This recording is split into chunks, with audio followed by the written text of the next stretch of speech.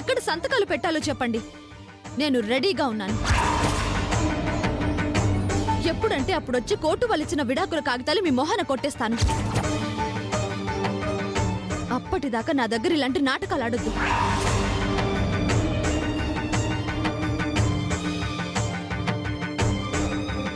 అబద్ధానికి ముసుగేసి నిజమని నమ్మించడానికి ట్రై చేయొద్దు.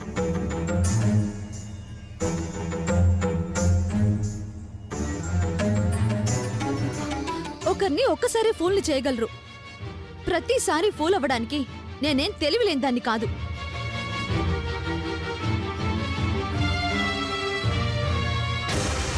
అన్నీ తెలిసిన వాళ్ళకి ఏమీ తెలీదనుకుని ఏదో చెప్పేస్తే సరిపోతుందని అనుకోకండి.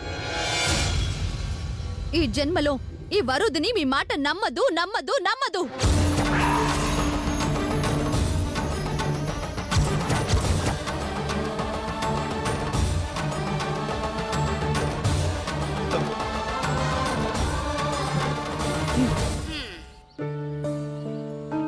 అయితే ఆ దొంగతనం నేనే చేయించానని, ఆ బ్యాగ్ తెచ్చి నీ దగ్గర పెట్టించానని, 20 రూపాయలు ఖరీదు కూడా చెయ్యని ఆ ఒక్క బ్యాగుతో ఒక కాపురం కూల్చానని, ఓ పెళ్లి పెటాకులయ్యేలా చేశానని, ఓ అమాయకుణ్ణి జైలుకి పంపించాలనుకున్నానని నీకు పూర్తిగా అర్థమైపోయిందన్నమాట.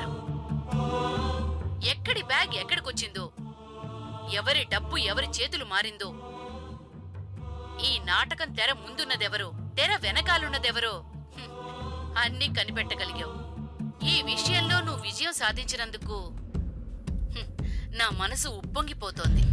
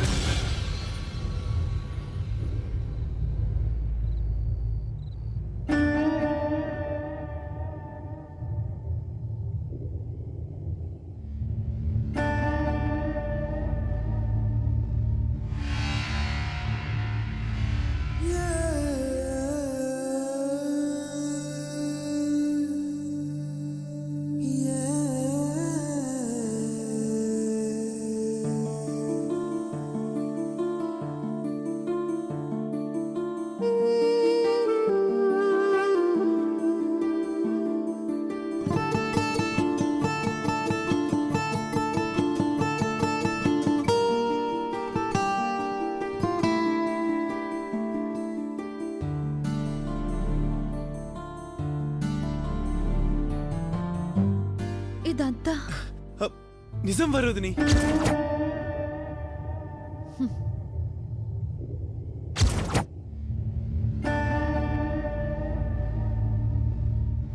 ఆ మిమిక్రీ ఆర్టిస్ట్ అడ్రస్ చెప్పండి.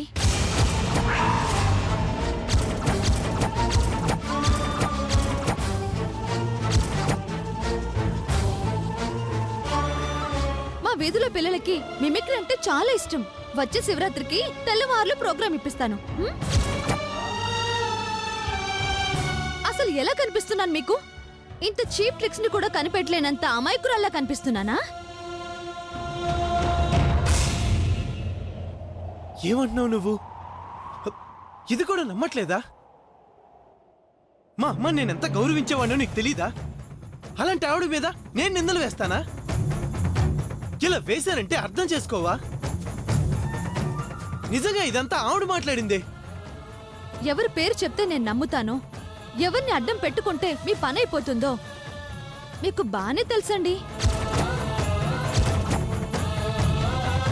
కానీ ఎందుకు ఆవిడ మీదకి నెట్టారో, ఎందుకు మీరింత దిగజారిపోయారో నాకు బాగా తెలుసండి.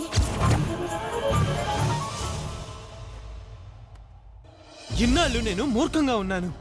ఎదుటి వాళ్ళ మూర్ఖత్వం చూస్తే ఎంత ఒళ్ళు మండుతుందో ఇప్పుడు నాకు తెలుస్తుంది. నువ్వు కూడా ట్రాప్ లో పడిపోయావంటే అది నీ తప్పు కాదు. అంతగా మనుషుల్ని నమ్మించడం ఆవిడ గొప్పతనం. ఇన్నాళ్ళు నేను అమ్మ అనే గొడుగు కింద బ్రతుకుతున్నాను అనుకున్నాను.